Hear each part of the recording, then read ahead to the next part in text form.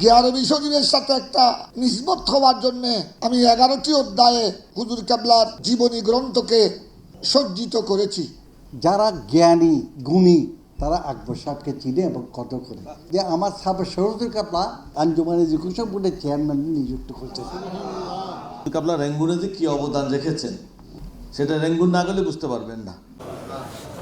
চট্টগ্রাম মহানগরের 32 নং ওয়ার্ড আন্দরকিল্লা শাখার উদ্যোগে আল্লামা হাফেজ কারি সৈয়দ মোহাম্মদ তৈয়ব শাহ রহমতুল্লাহি আলাইহি 2026-এর 34তম সালানা ওরসে পাক উপলক্ষে স্মারক আলোচনা এবং বইয়ের মোড়ক উন্মোচন অনুষ্ঠান অনুষ্ঠিতই।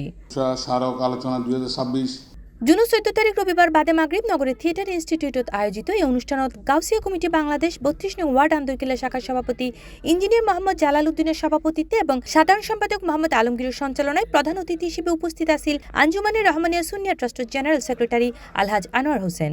তৈয়ব শাহ আমরা বলে দিলাম না, এটা যে উনি যে কিরকম যে মাতৃগর্ভের অলি ছিলেন।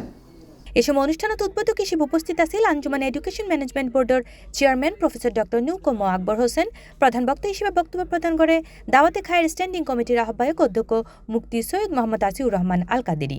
এছাড়াও আলোচক হিসেবে উপস্থিত আছেন আঞ্জুমানের রহমানিয়া সুন্নিয়া ট্রাস্টের মুখপাত্র অ্যাডভোকেট মুসাহেবউদ্দিন বখতিয়ার।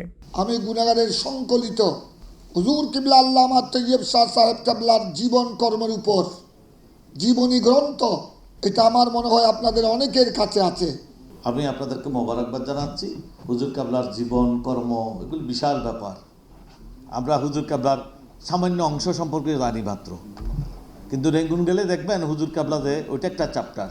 এই আয়োজনত বিশেষ অতিথি হিসেবে উপস্থিত আছেন আঞ্জুমানের রহমানিয়া সুন্নিয়া ট্রাস্টের সদস্য আলহাজ সাদেক হোসেন পাপ্পু, গাউসিয়া কমিটি বাংলাদেশ কোতোয়ালি থানা পশ্চিমের আহ্বায়ক আলহাজ মোহাম্মদ আবুল হাশেম সওদাগর এবং সদস্য সচিব মোহাম্মদ ইউসুফ।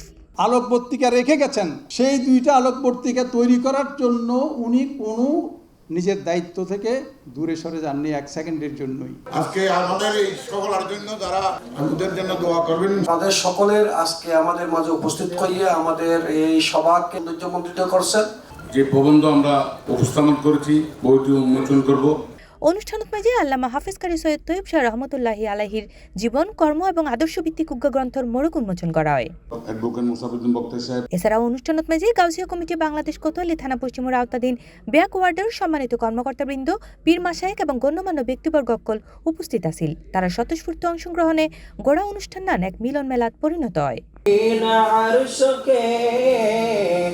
অনুষ্ঠান শেষে আল্লামা হাফেজ কারি সৈয়দ তৈয়ব শাহ রহমতুল্লাহি আলাইহির রুহের মাগফিরাত কামনা এবং দেশ ও জাতির শান্তি সমৃদ্ধি ও কল্যাণ কামনা করিয়ে বিশেষ মোনাজাত পরিচালনা করা হয়। আল্লামা তৈয়ব শাহ রহমতুল্লাহ আলাইহি স্মারক আলোচনা 2026 কে কবুল করো।